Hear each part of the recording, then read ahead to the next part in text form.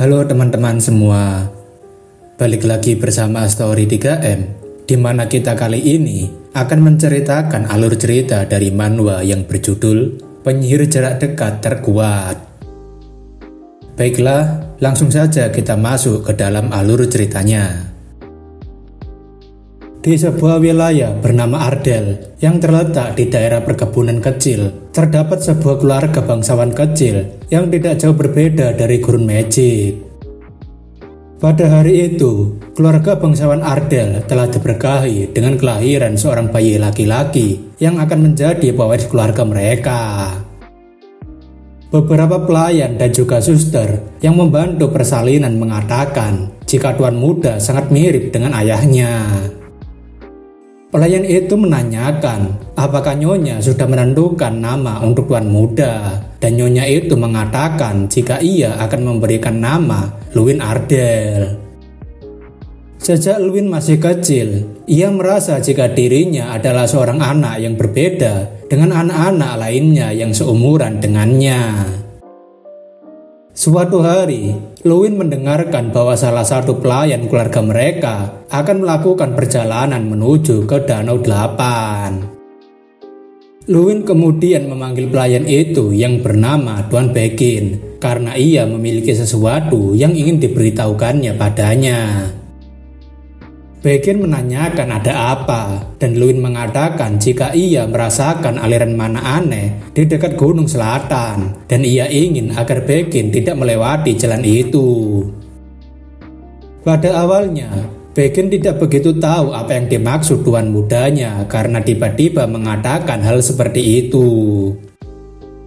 Namun setelah beberapa saat ketika Begin sudah kembali dari urusannya di Danau Delapan, sepertinya terdapat sebuah badai yang menghalangi perjalanannya. Begin meminta maaf pada ayah Luwin karena ia harus mengambil jalan memutar ketika sedang dalam perjalanan, dan ayah Luwin menanyakan apa yang sedang terjadi. Begin mengatakan jika ia berhasil menghindari musibah yang terjadi di dekat Gunung Selatan berkat peringatan dari tuan muda, tapi ayah Luwin masih menanyakan apa yang dimaksud. Begin memberitahu bahwa jalan di dekat Gunung Selatan sedang terjadi masalah, tapi berkat peringatan tuan muda kemarin, Begin memutuskan untuk mengambil jalan memutar. Setelah Begin sampai di Danau Delapan, ia mendengar kabar bahwa jalan di sekitar Gunung Selatan sedang diserang oleh sekumpulan basement, dan itu membuat ayah Luwin terkejut. Begin mengatakan jika semua orang yang pergi melalui jalur Gunung Selatan sedang berada dalam bahaya, namun dirinya bisa selamat berkat peringatan tuan muda. Begin menanyakan apakah tuan muda sudah bisa merasakan mana di udara dalam usia yang masih sangat muda, tapi ayah Luwin mengatakan jika ia masih belum tahu. Namun jika itu benar, ayah Luwin rasa jika anaknya nanti akan menjadi pemimpin masa depan Ardell yang luar biasa. Mulai hari itu juga, Luwin terus menunjukkan bakat sihirnya, dan di umur 6 tahunnya, ia sudah bisa merasakan mana, serta di usia 7 tahun, Luwin bisa memanifestasikan mananya. Setelah usia 10 tahun, Luwin akhirnya masuk ke dalam Akademi Sihir Ignat yang merupakan akademi terbaik di Kerajaan Radian dan menjadi perwakilan siswa untuk berpidato. Prestasi yang didapatkan Luwin dalam mengikuti ujian masuk Akademi Sihir Ignat membuatnya dapat mengalahkan banyak sekali anak-anak dari keluarga ternama.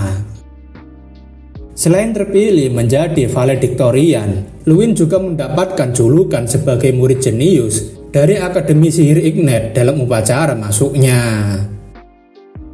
Luwin berpikir meskipun itu membuatnya sedikit kewalahan, tapi ia merasa jika pencapaiannya nanti akan meningkatkan status keluarganya. Tapi sepertinya ada satu titik di mana Luwin tidak bisa berkembang. Pada hari pertama kelas dimulai, seorang guru ingin melihat seberapa besar bakat murid, dan sebagai contoh pertama, seorang guru menunjuk Luwin sebagai seorang valediktorian. Pada hari itu juga, Luwin menyadari ada satu fakta yang tidak bisa ia hindari, di mana ia ternyata bukanlah yang terbaik atau yang kedua dalam sihir. Kejadian itu disaksikan banyak orang, di mana guru sihir ingin agar Luwin segera menembakkan sihir yang sudah ia keluarkan. Namun Luwin tidak bisa melakukan hal itu.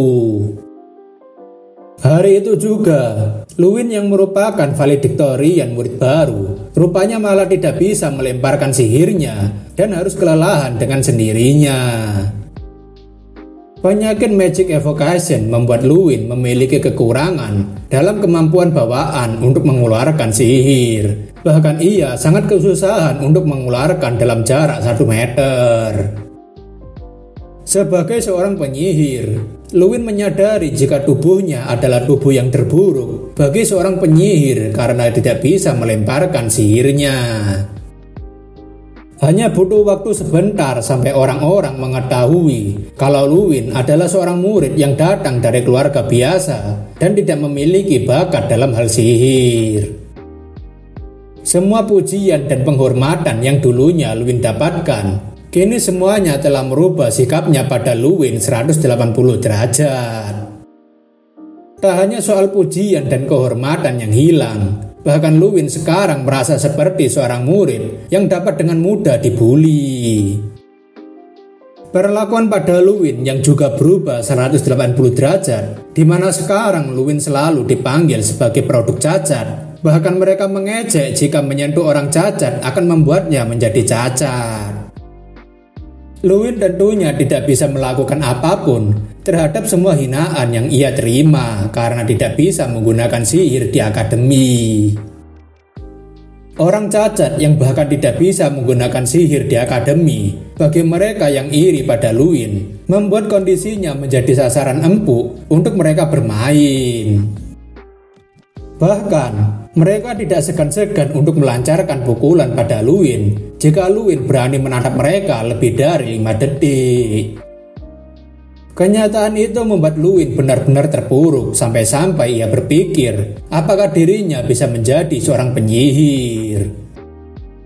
Luwin Ardell yang namanya terdaftar sebagai murid dengan nilai terbaik saat masuk dan namanya lebih menjanjikan dibandingkan orang lain, bahkan namanya lebih rajin dibandingkan orang lain, kini harus menjalani kehidupan akademi yang pahit karena kutukan yang membuatnya tidak bisa memakai sihir. Itulah cerita bagaimana seseorang yang dulunya disebut sebagai jenius sihir yang memasuki akademi dengan nilai tertinggi, kini berubah menjadi seseorang yang cacat sihir. Tapi bohong. Luwin berpikir jika beginilah semuanya akan berakhir. Tapi itu sebelum Luwin menemukan secercah harapan yang datang menghampirinya. Luwin memang mengira semuanya telah berakhir tanpa bisa melakukan apapun. Namun di ujung keputusasaan itu, ia mendapatkan sebuah keajaiban di mana ia mendapatkan sebuah warisan yang tidak terduga. Inilah awal cerita bagaimana seseorang yang disebut sebagai cacat sihir akan menjadi seorang penyihir terkuat dalam pertarungan jarak dekat.